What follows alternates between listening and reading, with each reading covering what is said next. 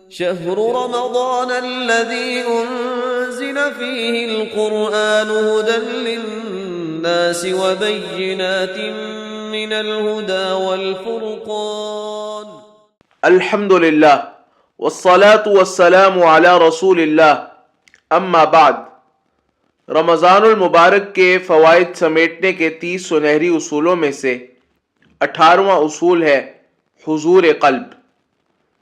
معزز سامعین، عبادات کی ادائیگی کے وقت دل کا غافل رہنا اس بات کی بڑی واضح علامت ہے کہ دل روحانی طور پر بیمار ہے۔ غفلت قلب بذات خود ایک بیماری ہے، مگر ساتھ ساتھ یہ کئی روحانی بیماریوں کی نشاندہی بھی کرتی ہے۔ عبداللہ ابن مسعود رضی اللہ تعالی عنہ کا قول ہے کہ اطلب قلبک فی 3 مواضع عند سماع القرآن وفی مجالس الذکر وفی اوقات الخلوة فإن لم تجده في هذه المواطن فاسأل الله أن يعطيك قلبا فإنه لا قلب لك۔ اپنے دل کو 3 مواقع پر تلاش کرو: قرآن سنتے وقت، مجالس ذکر میں، تنہائی کے اوقات میں۔ اگر تم اپنے دل کو ان مواقع پر حاضر نہ پاؤ تو اللہ تعالیٰ سے دل کا سوال کرو، کیونکہ تمہارے پاس دل نہیں ہے۔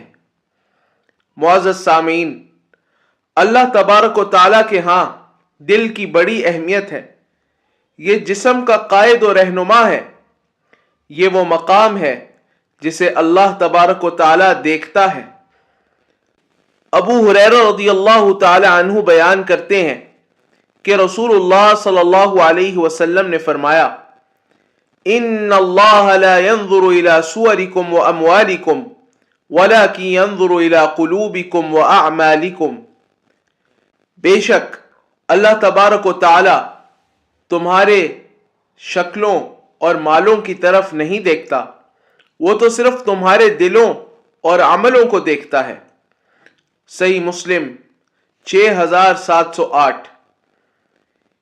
معزز سامعین، ایک مسلمان کو ویسے تو ہر وقت اپنے دل کو حاضر رکھنا چاہیے، لیکن خصوصی طور پر نماز میں، ذکر و اذکار میں اور تلاوت قرآن کرتے اور سنتے وقت دل ہرگز غافل نہیں ہونا چاہیے۔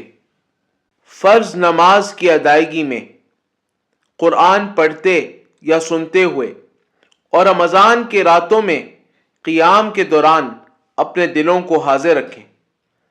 معزز سامعین، یہ بات یاد رکھیں کہ حضور و خشوع قلب وہی معتبر ہے جو دل میں پیدا ہو، نہ کہ جسم پر۔ محض جسم کا خشوع تو نفاق ہے۔ ابن القیم رحمہ اللہ نے مدارج السالکین میں حذیفہ بن یمان رضی اللہ عنہ کا قول نقل کیا ہے کہ وہ فرمایا کرتے تھے: ایاکم وخشوع النفاق، فقیل له وما خشوع النفاق؟ قال ان ترى الجسد خاشعا والقلب ليس بخاشع۔ فرمایا منافقانہ خشوع سے محتاط رہو۔ ان سے پوچھا گیا کہ منافقانہ خشوع کیا ہے؟ انہوں نے فرمایا کہ تو جسم کو تو جھکا ہوا دیکھے مگر دل میں کوئی خشوع نہ ہو۔